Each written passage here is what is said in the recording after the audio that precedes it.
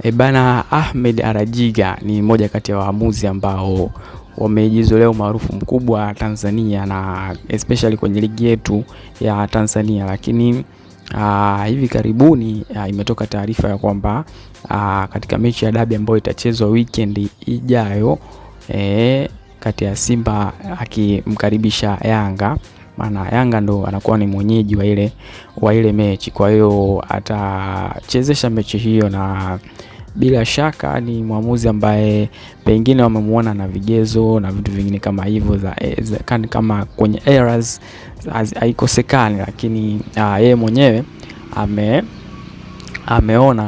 ameonekana kuwa bora kuliko waamuzi ambao pengine wamekuwa wakichezesha mechi za kawaida na nini, na amejengea jina kubwa of course, na japokuwa makosa ya kibinadamu yapo, lakini ameonekana kama ana usahihi fulani na haegemei upande wowote.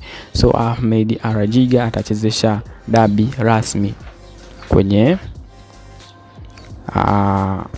na issue ambazo zinaendelea sasa hivi ni issue za shamra za hapa na pale, kuhakikisha kwamba kila mtu anapata pressure ya aina yake, kwa sababu hauwezi ukaenda kwenye dabi bila pressure.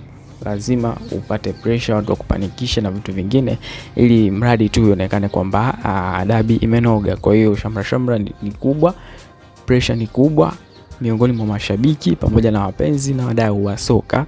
Kila mtu anazungumza lake. Nimemsikia Ali Kamwe akisema kwamba mwendo ni ule ule tu, hakuna kipya kwa Simba, kwa sababu ni timu ambayo tumeshazoea kuwafunga na wao wenyewe wanajua kwamba wanahitaji kufungwa. Kwa hiyo na nimemsikia pia Ahmed Ali akizungumza akisema kwamba yeye anasubiri tu mechi ichezwe, lakini kitakachotokea hapo, chochote kitakachotokea, kuna namna ambavyo watakipokea kwa mikono miwili, kwa sababu ni sehemu ya mchezo na kila timu imejiandaa vizuri na inastahili kupata ushindi.